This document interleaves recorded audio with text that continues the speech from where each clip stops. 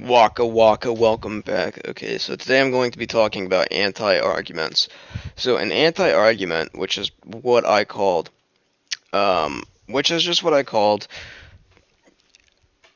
just canned rebuttals, essentially. So when researching my resolution, you will always find trends. You will always find trends in the evidence. So you will notice that a specific point comes up several times for both case. And so what you do is you want to rebut that preemptively. You want to have that argument on hand. And so you'll kind of see this here with this document. Because what's happening? Anti-arguments. You're going to see different arguments come out.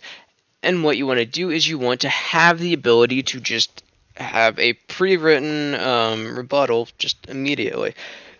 So, organizing anti-arguments is you typically want to find a specific argument that you see a lot, or something that you would think would be particularly devastating or important in a case, and you just want to kind of have a response already planned.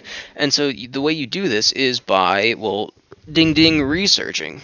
You have to figure out, hey, you know, this source is giving me information as to how to contest this. And so typically what you do, this is mainly a second speaker thing, but typically what you do is you will research the topic, just in general. You're not going to go down any rabbit holes, really, not yet, but you just find sources, okay?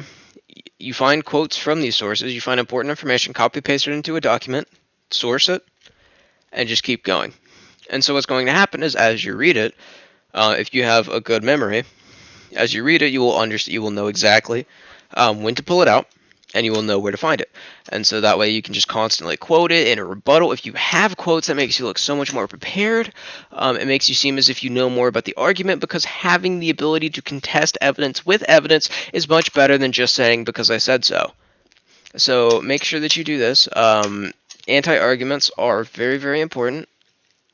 And like I said, you just go, so like, the United States should adopt a single payer healthcare system.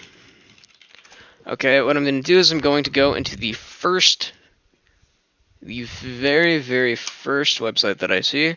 I'm going to read. Okay, so this one only has an abstract. Where's the actual?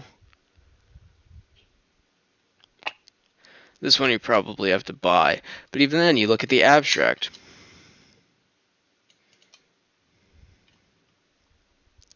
So what you're going to do for this one, you're going to do Dr. DeGraza. Only a radical change in the way the United States finances healthcare, specifically a single-payer system, will permit the achievement of universal coverage while keeping cost risk. So you're just going to copy-paste that into a blank document. You're going to source it. So you're going to say Dr. DeGraza, National Library of Medicine. Simple. And you're going to do that you probably want a lot of pages. Looking at this that I sent a while ago, like this was way back in 2019. These are anti-arguments that I have. These are some more anti-arguments. These are meant to support the pro, so you read up on these. These are the anti-arguments. So what do? Is offensive capabilities are less important than defensive. Okay? So you're just going to go through, and you're going to find all of these. You're going to read, and anytime you find something that's relatively arguable, okay, copy paste, source it. Then what happens is you just have this giant library of sources that you can just pull out at any time. Anybody makes a claim, you got something to counter it. And I think it works. It works very well. You'll use it quite a bit as a second speaker. It's incredibly important. This video is very short. No, it's still important to know, but there's not really a lot to it. Making anti-arguments isn't really the biggest deal. You just make sure that you've got the right thing written down. Make sure you have as much research as possible. Even if you read an article that you can't really source from, as long as it's credible, it still helps you. The more background knowledge you have on a topic, the easier it is to craft a rebuttal, and the easier it is to actually argue the case in general. So a big part of public forum is just doing your homework and researching everything. You need to read up on so many different facets of the case that it's not even funny. You have to be able to understand different arguments. You have to be able to understand the common ones, the obscure ones. And even when writing the case, you don't want to go with the argument that everybody wants to know or everybody's going to run. You want to do something that's a little bit different that'll catch your opponents off guard, because ultimately, it's just a matter of who prepares the best going into a debate round rather than who has the actual raw talent for debate. It's who actually knows what they are talking about.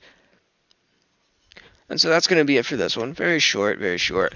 My next one, I'm going to be going over countering like false evidence, and then I'm going to go right back on track with just going over the structure of the debate, how to organize certain things, do's, don'ts, how to formulate crossfire questions, that kind of thing. But that'll be it for this one. 5 minutes, 6 minutes. Shame. Oh well, adios.